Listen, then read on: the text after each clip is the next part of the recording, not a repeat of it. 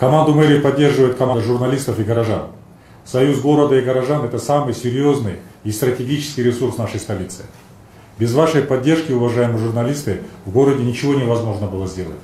И вы сами, наверное, были свидетелями того, что на любые критические замечания прессы мы очень оперативно и своевременно всегда реагировали.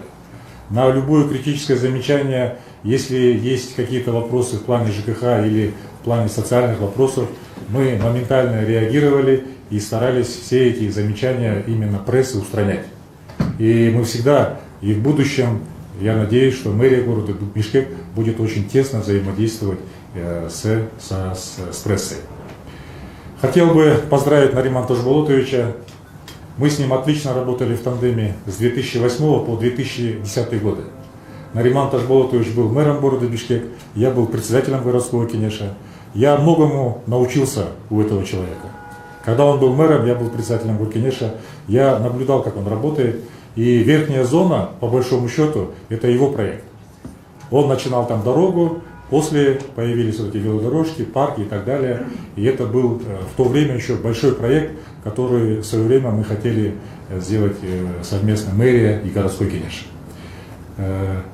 Также мы с Нариманом Тажболотовичем работали в Джорку кенеш, мы были депутатами от одной фракции, от Аджурт. Вот. Мы тогда были соратниками. И я вот эти 4 дня с ним вел переговоры по поводу того, чтобы он был первым заместителем. Он очень долго отказывался, я вчера в 12 часов ночи его говорил.